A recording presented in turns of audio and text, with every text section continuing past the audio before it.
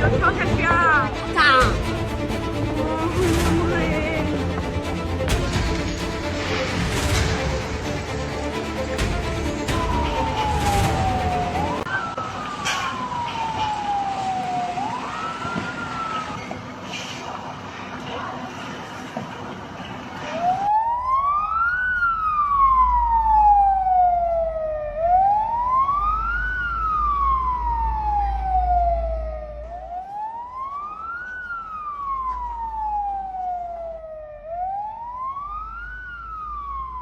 大家好，今天是2026年的7月10号，真是一波未平，一波又起。广西洪灾刚刚过去，福建晋江陈岱镇江头村辉腾鞋业公司厂房7月9日中午12点左右发生火灾，火灾事故搜救工作今天基本结束了。官方称，事故发生时，工厂内共有237名员工和2名外来人员，现场疏散救出213人，其中2人送医不治身亡。另外26名失联人员确认遇难，共造成28人死亡。据南风窗报道，网络视频显示，火灾发生后，现场浓烟滚滚，火光冲天，楼顶上有多人被困，其中有人脱掉衣服站在楼顶边缘，消防员疑似用水枪给他们喷水降温。此外，也有人从楼上坠落。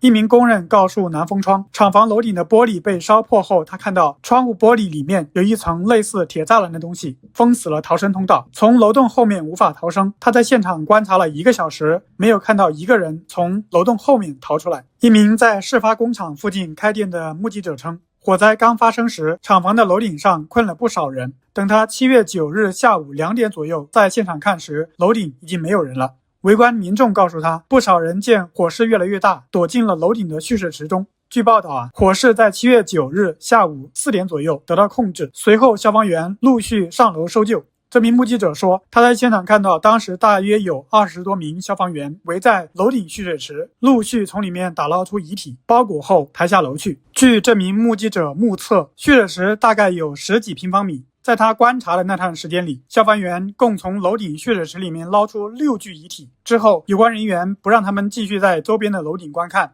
他们说下楼的时候，消防员还在打捞。一名在辉腾工厂做过临时工的女士向南风窗介绍，厂里的工人主要来自四川、江西、贵州等地，一般中午12点下班，不过到点走的基本都是做成型的工人，他们按月拿工资，按时打卡上下班。被困的几乎都是做车工计件的。据他的介绍做车工的一般都是30-40岁的年轻人。另外，据新京报引述当地村干部的说法，事发时留在厂内的工人是想多做一会儿，多赚点钱。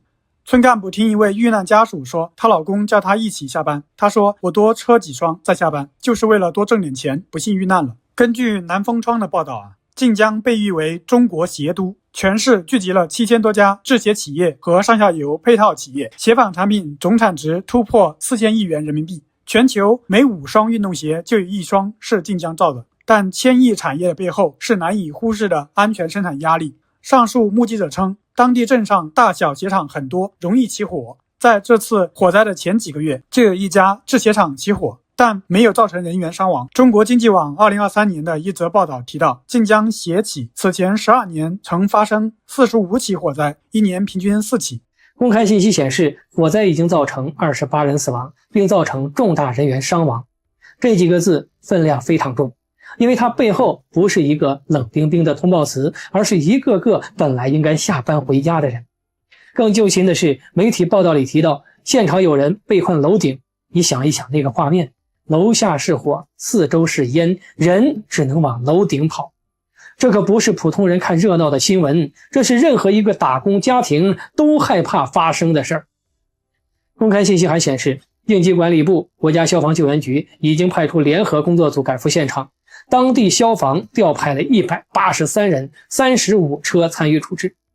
救援当然是第一位的，伤员救治、人员搜救、家属安抚都必须放在最前面。但救援之后，这件事不能只停在火灭了3个字上。因为真正让人后背发凉的是，一个鞋业厂房为什么会烧成重大人员伤亡？每日经济新闻报道里有一个细节，说现场消防人员初步判断起火部位在1层的车间，安全通道有堆积的鞋材。注意，这还只是媒体报道里的初步说法，不是最终的调查结论。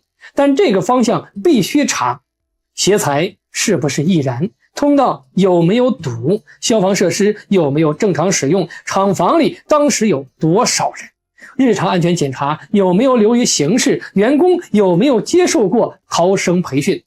这些问题不是网友在挑刺，这些问题关系到下一家工厂、下一个车间、下一批普通工人的命。很多生产安全事故最扎心的地方就在这儿。出事儿之前，风险可能早就摆在那里，材料堆在那儿，通道堵在那里，隐患写在纸上，检查也许来过。可只要一天没出事儿，很多人就觉得还能凑合。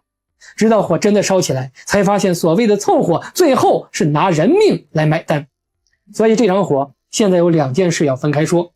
第一个，伤亡数字已经确认，我们不能听信网络传言。第二个，事故责任必须彻查，不能让正在调查变成一句轻飘飘的话。这场火从哪里烧起来的？为什么有人跑不出去？安全通道到底有没有问题？日常监管和企业管理到底有没有漏洞？工人进厂是为了挣钱养家，不是为了把命压在移动厂房里。企业要赚钱可以，地方要发展也可以，但发展不能把安全当成本，不能把通道当仓库，不能把隐患当小事。现在最该做的是救人，但后面最该做的就是调查清楚。等结果出来以后，该整改的整改，该追责的追责，该公开的公开。这场火不应该最后只剩下几个热搜词，它应该变成一次真正的警告。因为每一个普通人最朴素的愿望其实就那么一句话：上班能平安去，下班能平安回。大家怎么看？欢迎在评论区说说你的看法。最后还是希望大家多多点赞、评论、订阅，谢谢大家。